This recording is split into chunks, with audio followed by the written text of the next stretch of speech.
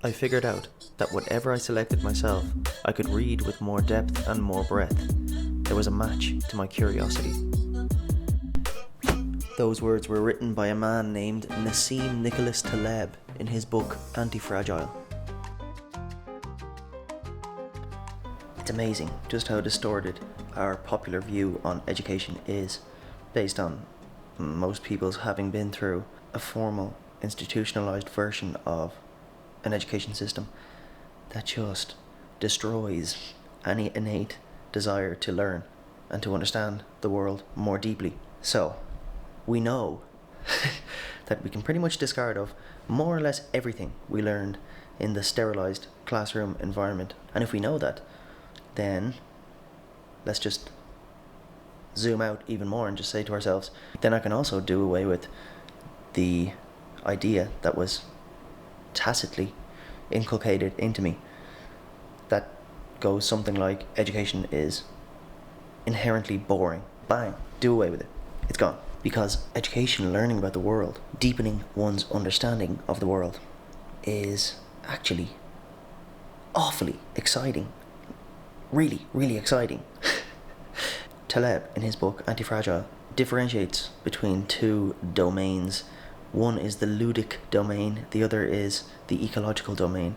In the Ludic domain, the rules are explicitly stated and understood, and everybody playing that game within the Ludic domain is playing according to those rules. In the ecological domain, however, the rules are not known, and no single variable of the multiplicity of variables at play here can be isolated.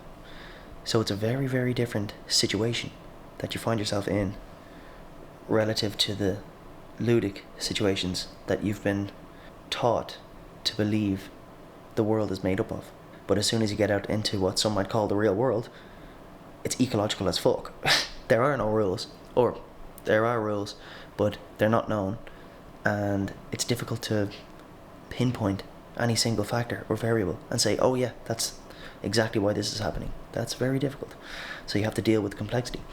So Taleb makes this logical conclusion. He says, okay, if we know that chess players are good at chess, and that skill of chess isn't transferable off the board, the chessboard, to some other domain. If we know that and we can accept that, then why do we send like engineers and people who learn deeply technical things about the world to the ludic environment that is the classroom and lecture hall, and then expect them to go out into the real world and wield that knowledge in a completely different domain? How? It's a different game. It's a different environment that they're playing now, or that they're in. Well, what's the upshot to all of this? It is follow your innate desire to learn. Well, first off, rekindle that flame, because it has been thoroughly put out by the formal institutionalized education system.